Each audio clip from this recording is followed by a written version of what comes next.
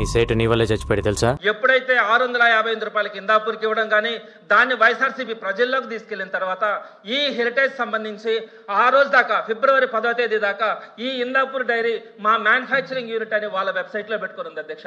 ఎప్పుడైతే మేము బహిర్గతంగా వచ్చి ఇదంతా ఆర్థిక కుంభకోణం అని చెప్పినామో వెంటనే హెరిటేజ్ యూనిట్ లో ఫిబ్రవరి 15వ తారీఖున ఆ ఇందాపూర్ డైరీని కో మ్యానుఫ్యాక్చరింగ్ యూనిట్ గా మార్చింది అధ్యక్ష.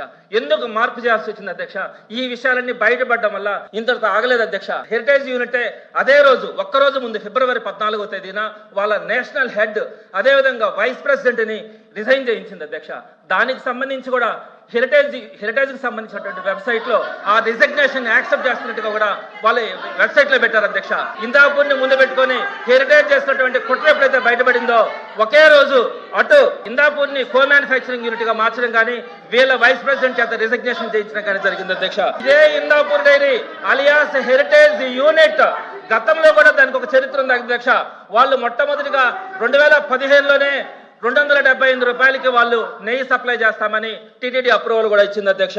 అయితే వాళ్ళకి అప్రూవల్ ఇచ్చిన తర్వాత వెంటనే 2016 మార్చి 18వ తారీఖున వాళ్ళు కల్తీ నెయ్యి సప్లై చేస్తా ఉన్నారని అంటే అప్పుడు టీడీపీ ప్రభుత్వం ఉంది అధ్యక్ష.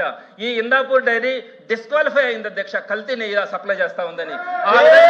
టీటీడీ ఇందాపూర్ డైరీ డిస్క్వాలిఫై చేసింది అధ్యక్ష. రాత్రికి రాత్రి వెబ్సైట్ లో తీసారని పెయింటింగ్ వేసారని రాత్రి వెబ్సైట్ లో తీస్తే పరిశ్రమలు వేరైపోతాయి. వెబ్సైట్ లో తీసేస్తే హెరిటేజ్ కి హిందూపూర్కి ఉన్న సంబంధాలు తెగిపోతాయి అధ్యక్ష.